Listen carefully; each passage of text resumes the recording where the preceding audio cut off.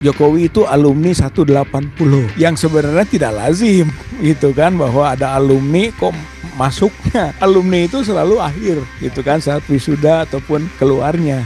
Tapi dia sebut begitu, itu sengaja, itu sinyal pihak Polda sudah menyampaikan ke Barreskrim, ke laboratorium forensik tentang pengujian ijazah itu yang disita oleh Polda, yang sampai sekarang tidak diumumkan. Mungkin, dan kami dari sisi kita yang terlapor gitu kan, meyakini bahwa sebenarnya hasil laboratorium forensik itu ijazah itu palsu gitu, sehingga tidak berani dia mengungkapkan.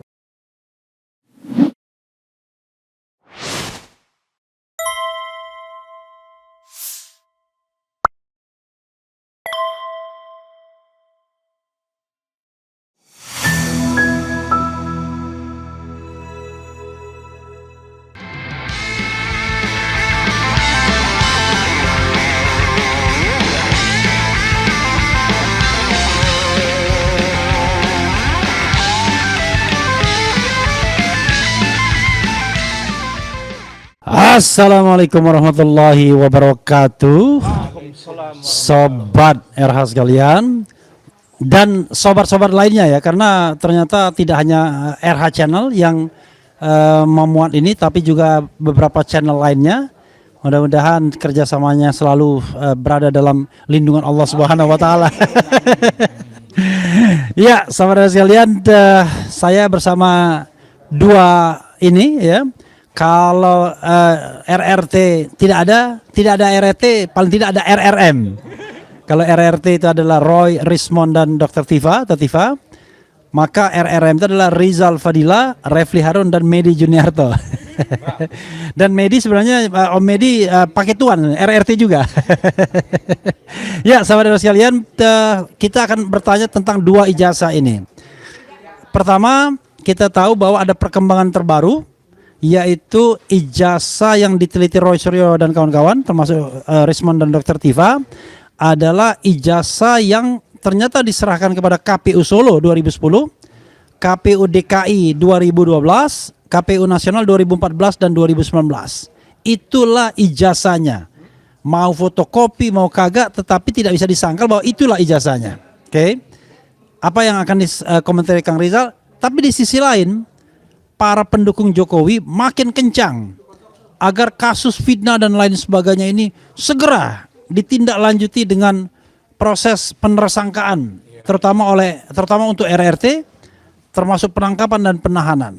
Nah, kelihatannya mulai panik ini karena fakta kemudian dilawan dengan desakan, bahkan mereka kampanye ke Mabes Polri dan lain sebagainya. Silakan. Ya. Makasih Bang Refli. Saya kira betul itu adalah gambaran kepanikan ya, atas ketidakmampuan ya ia untuk menunjukkan pada ujungnya ijazahnya itu asli. Jadi ini ada tiga hal yang bisa dikomentari dan direspon. Yang pertama adalah bahwa sampai saat ini Jokowi, Termul ataupun yang lainnya termasuk pihak kepolisian tidak bisa menyatakan dan membuktikan bahwa ijazah Joko Widodo asli. Satu itu. Dua, dengan temuan baru soal ijazah yang dijadikan bahan pendaftaran di KPU, KPUD DKI dan juga KPUD Solo, itu menunjukkan bahwa ijazah itu hanya itu. Dan dengan begitu tidak ada ijazah yang lain, dan itu sudah diteliti habis bahwa yang seperti itu palsu, gitu kan. Sehingga ini menjadi bahan untuk kita masukkan ke pihak Barreskrim kembali tentang bukti-bukti yang baru, gitu kan. Mudah-mudahan ini menjadi modal bagi langkah berikutnya. Kemudian yang ketiga, bahwa sebenarnya dengan telah dibuktikannya ijazah hanya itu, gitu, tidak ada versi lain. Sekarang mah tinggal soal alat bukti untuk bisa dijadikan publikasi, tidak pidana, jadi terpublikasikan. Barreskrim sudah punya laboratorium forensik, tapi masih tidak mampu dan mungkin juga tidak bisa lagi, gitu kan, selain bahwa memang itu palsu, gitu, sehingga sampai sekarang tidak diumumkan. Sehingga yang berikutnya, Bang Refli, menurut saya ini perlu adanya lembaga-lembaga riset yang lain, gitu kan, yang dengan cukup modal ijazah yang ini saja sudah, gitu kan, sehingga bisa nanti diumumkan bahwa itu berdasarkan laporan dari lembaga riset itu, lembaga uji forensik lain, gitu kan, bahwa itu palsu. Selesai itu. Saya kira 3 hal itu menjadi modal kita ke depan, dan kita yakin bahwa sampai kapanpun Jokowi tidak bisa membuktikan ijazahnya asli. Oke. Ya, saya tiba-tiba terinspirasi oleh tweet Dr. Tiva ya.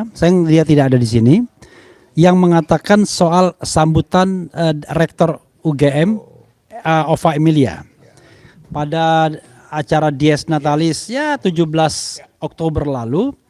Dia menyebut Jokowi itu sebagai alumni ya 1980. Yang kedua, tidak lagi menyebut Insinyur Joko Widodo, tapi Bapak Joko Widodo. Apa yang Anda ingin ulas atau siratkan dari apa yang disampaikan oleh Ova Emilia tersebut? Karena begini, tambahan sedikit, dia ini kan seorang akademisi. Seorang akademisi itu biasanya kalau sudah mendapatkan informasi, ya dia akan koreksi. Tetapi karena masalah politik, koreksinya pelan-pelan, tipis-tipis. Silakan. Ya, saya kira itu bukan slip of the tongue, ya, bukan. Tapi itu isi hati.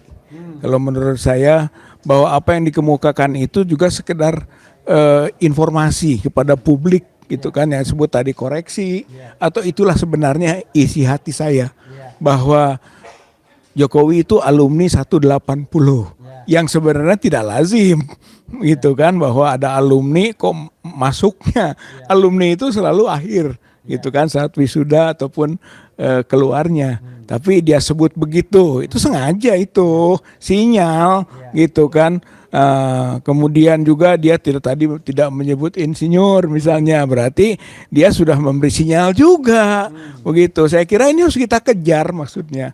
Jadi pihak UGM itu hanya mampu memberi sinyal, tapi tidak bisa secara eksplisit, gitu kan, menegaskan tentang persaksiannya, gitu, karena dia tetap saja berada di dalam ruang-ruang sandera, gitu, kalau saya melihat di ruang-ruang sandera, gitu kan, sehingga dia membutuhkan konstelasi politik baru, gitu, konstelasi politik baru yang berkembang sehingga menyebabkan dia bisa terlindungi, dan kemudian dia bisa secara eksplisit menyatakan tentang bahwa ijazah yang berkembang atau beredar itu bukan ijazah yang dikeluarkan oleh UGM. Ya. Jadi sobat sekalian, kalau kita lihat misalnya tweet Dr. Tiva ya, dengan jelas mengatakan bahwa pada tahun 2022 Ova Emilia dalam memberikan kata sambutan menyebut insinyur ke Joko Widodo. Tetapi sekarang tidak insinyur lagi. Dan kalau misalnya ada kata-kata alumni, karena menurut statuta Kagama, anggaran dasar, anggaran rumah tangga atau apalah, whatever, pokoknya intinya begitu, statuta atau apa, alumni itu orang yang punya sudah pernah pegang KTM, kartu tanda mahasiswa. Jadi walaupun dia cuma kuliah 1 semester misalnya, ya tetap dia alumni. Tapi kalau lulusan berbeda, makanya disebutnya tahun 80 bukan lulusan tahun 85 ya. Jadi itu cara Ova Emilia untuk menyampaikan pesan ke publik sepertinya. Nah, pertanyaannya adalah, apa yang harus dilakukan? Apakah seorang Rizal Fadila dari TPUA juga akan menambahkan bukti-bukti baru? Kalau dulu rajin sekali, tapi sekarang kita tidak tahu, karena kalau mau ditindaklanjuti kasus ini dengan proses penyidikan, mudah sekali kan sesungguhnya kan. Surat ya ada, ya ijazah itu sendiri, kemudian saksi ya ada, Kasmujo misalnya, ahli ya ada, kemudian keterangan terdakwa nanti, petunjuk banyak. Apa yang ingin dilakukan untuk agar momentum ini tidak landai begitu saja, dan kemudian seolah-olah udahlah win-win solution, RRT tidak ditahan, tidak dipenjara, tapi kasus ijazah palsu ini sudah mengendap begitu saja. Silakan. Ya, saya Saya kira kita tidak akan menyerah begitu saja gitu kan, dengan tekanan-tekanan termasuk juga teriakan-teriakan termul. Saya kira itu bukan sesuatu yang perlu diperhitungkan secara serius kalau menurut saya. Nah, kemudian juga kalau TPUA konteksnya mungkin ini momentum juga betul untuk kita memasukkan lagi bukti yang baru. Lagi pula sebetulnya TPUA telah mendapatkan surat dari Irwasum, gitu kan, yang menyatakan bahwa proses ini belum berakhir yang di Bareskrim, gitu kan. Jadi suratnya menyatakan kami telah menindaklanjuti, kemudian ada surat dari Kapolri, gitu kan, ke lembaga yang ada di kepolisian yang nanti akan diberitahu perkembangannya kepada pihak TPUA. Berarti masih ada, gitu. Nah ini belum terhenti seperti pemberhentian yang diumumkan oleh Dirtipidum dahulu, belum. Buktinya Irwasum masih menyatakan kasus ini masih diinformasikan perkembangannya. Itu jadi kita sekarang tinggal memasukkan lagi tambahan bukti begitu. Jadi apa-apa yang didapat ini kita masukkan kembali bahwa untuk menyatakan tidak boleh diselesaikan, bahkan harus diteruskan ditingkatkan kepada tingkat penyidikan, gitu. Kemarin penyelidikan, maka sekarang dengan tambahan bukti-bukti ini bahwa sudah seharusnya menjadi ditingkatkan ke tingkat penyidikan. Saya kira itu poin-poin berkaitan dengan temuan yang ada, gitu. Ya, pertanyaan selanjutnya adalah bagaimana dengan ancaman-ancaman para pendukung? Saya sih sebenarnya nggak mau bilang termul ya, tapi ada organisasi termul kan. Saya ingin mengatakan para pendukung Jokowi yang kelihatannya makin gencar untuk memperkarakan atau mempidanakan RRT, Roy, Rismon dan Dr. Tifa.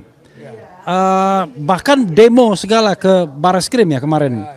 Kemudian kalau dalam talkshow di TV itu selalu mengimbau agar kasus penghinaan ini diselesaikan yang Polda Metro Jaya. Silakan. Ya. Dua hal mungkin Bang Refli. Yang pertama adalah bahwa sudah ada jawaban dari pihak Polda Metro Jaya yang menyatakan bahwa semua ada SOP-nya. Kemudian kasus ini akan disidik dengan hati-hati. Jadi itu ada kemudian dia terangkan tentang masih adanya agenda-agenda yang harus dilakukan. Sebetulnya itu mungkin buying time. Karena apa? Karena pihak Polda sudah menyampaikan ke Bareskrim, ke laboratorium forensik tentang pengujian ijazah itu yang disita oleh Polda, yang sampai sekarang tidak diumumkan. Mungkin dan kami dari sisi kita yang terlapor gitu kan meyakini bahwa sebenarnya hasil laboratorium forensik itu ijazah itu palsu gitu, sehingga tidak berani dia mengungkapkan. Itu poin utama yang bisa disampaikan. Oke. Nah sekarang terkait dengan katakanlah Gibran, ya kan? Jadi saudara sekalian, kita tidak hanya bicara mengenai Jokowi dan ijazahnya, tapi Gibran dan ijazahnya. Gibran ini dipersoalkan ijazah SMA-nya, terutama ya. Walaupun ijazah S1-nya juga orang pertanyakan, kok bisa? Terutama sekolah di UTS, University of Technology Sydney, kemudian Insert ya, program Insert, dan Roy Suryo sedang ke sana untuk datang kampus itu. Lalu yang dipermasalahkan juga program di Orchid Park Secondary School yang diakui sebagai SMA, padahal itu cuma kelas SMP plus 1 ya, 4 tahun. Dan juga MDIAS, tapi MDIAS ini enggak terlalu dominan. Nah, kesimpulan sementara bahwa Gibran ini tidak punya ijazah SMA. Bahkan ijazah SMP-nya pun masih dipertanyakan. Walaupun di situ dibilang SMP 1 kan. Oke lah, kita kesampingan. Yang kita soroti adalah SMA-nya, dan itu berbeda antara KPU dan Setnek. Aneh banget. Di Setnek, UTS itu ditaruh terakhir 2007-2010, di KPU ditaruh di sebelum 2007-2010, yaitu 2004-2007. Di Setnek dikesankan seolah-olah itu adalah pasca pendidikan postgraduate atau pasca sarjana, tapi di KPU di betul-betul di stated bahwa itu adalah SMA. Nah, apa yang Anda bisa katakan terhadap proses perkembangan Gibran ini dan apa rekomendasi Anda? Silakan. Om Medi mau nambah nggak? Oke, jadi Om Medi sebagai penasihat spiritual. Lawyer. Ya berkaitan dengan itu sebenarnya sudah sangat dipastikan Gibran itu tidak punya ijazah SMA gitu kan. Sehingga dia tidak memenuhi syarat sebenarnya untuk dicalonkan sebagai wapres. Ya gitu kan.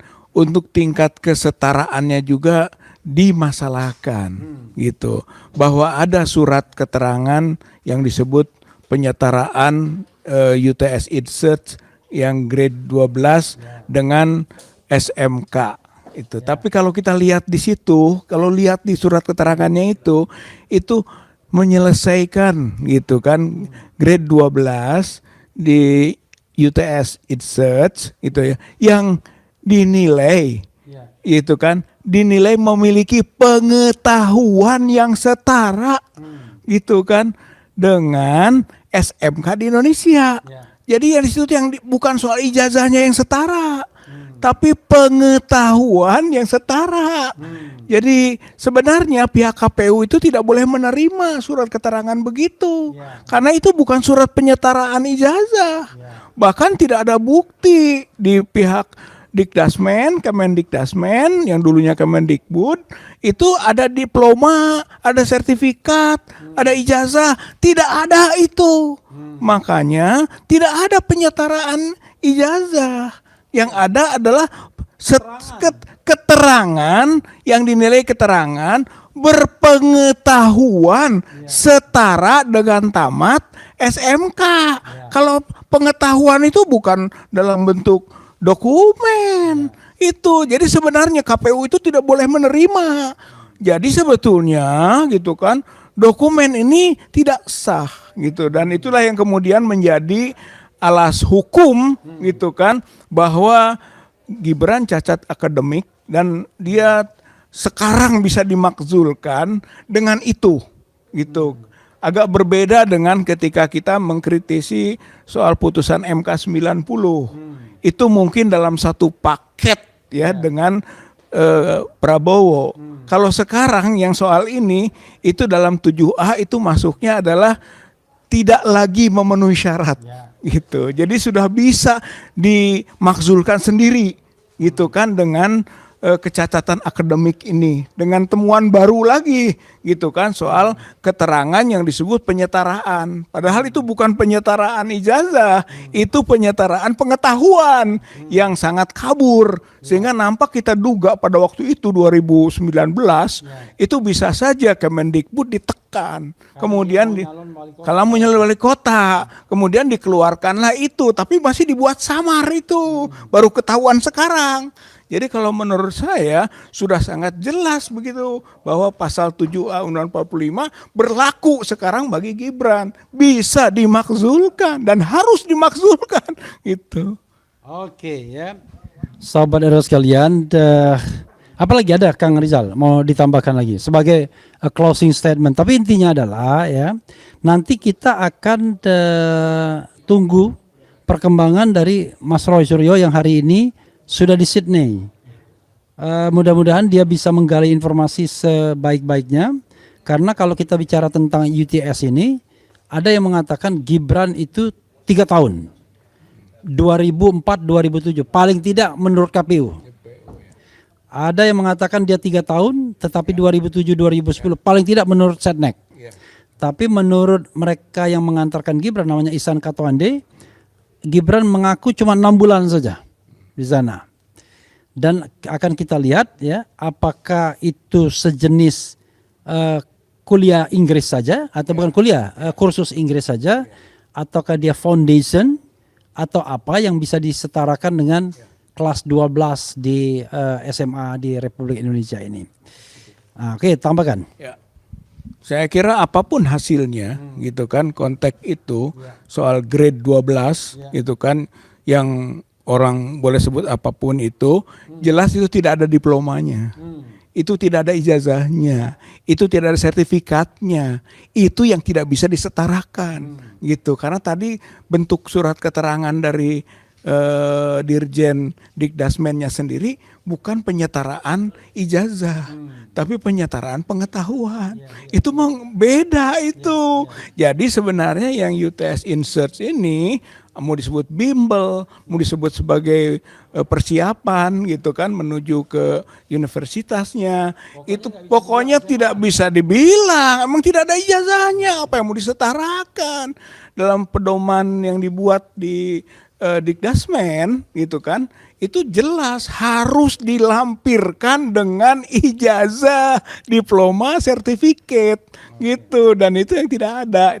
Itu berkaitan dengan masalah penyetaraan tadi Bang gitu. Jadi kalau menurut saya tidak pas. Kemudian KPU ini memang brengsek kalau menurut saya, nggak benar, sebab dia pernah membuat satu peraturan PKPU itu kan, PKPU 19 2023 pasal 18 ayat 3 kan yang begitu, yang memang menyatakan bahwa tidak perlu ada ijazah SMA untuk orang yang lulus di perguruan tinggi luar negeri, begitu kan? Maksudnya tadinya dia mau pakai MDIS, begitu. Kemudian ada ijazahnya di Bradford, gitu kan, di UK. Itu tadinya mau dipakai itu, tapi fakta hukum bahwa itu tidak pernah dijadikan sebagai lampiran pendaftaran. Jadi nggak ada artinya. Bahkan yang ada adalah bahwa KPU terlibat dalam melakukan permufakatan jahat ingin meloloskan Gibran, tapi ternyata itu tidak dipakai. Itu malah dipakainya yang MDIS tidak dipakai, MDIS tidak dipakai, mana yang ditunjukkan itu adalah digunakan yaitu yang uji UTS, karena dia maunya setingkat dengan SMK tadi, yang ternyata ngaco juga itu Bang, gitu. Jadi kalau menurut saya fatal sekali Gibran ini dalam konteks pendidikan, belum soal markup usia, ini baru pendidikan. Ya, pendidikan itu mutakhir diketahuinya. Berarti ini akan masuk ke rumusan pasal 7A tadi gitu. Kalau yang soal MK 90 persyaratan awal gitu bersama waktu itu dengan Prabowo. Jadi kalau menurut saya Prabowo itu tidak harus ragu, tidak perlu takut bahwa nantinya dia dimasalahkan paketnya, nggak usah, karena ini beda, karena ini masuk dalam rumusan yang disebut dengan tidak memenuhi syarat lagi, begitu beda itu Bang. Oke, sobat sekalian, itu ya yang bisa disampaikan oleh Kang Rizal Fadila, RRM bukan RRT ya. Bukan Roy Suryo, Rismon dan Tifa atau Dr. Tifa, tapi Rizal Fadila, Refli Harun dan Medi Juniarto. RRM. Itu saja, makasih. Wassalamualaikum warahmatullahi wabarakatuh. Keren cadas.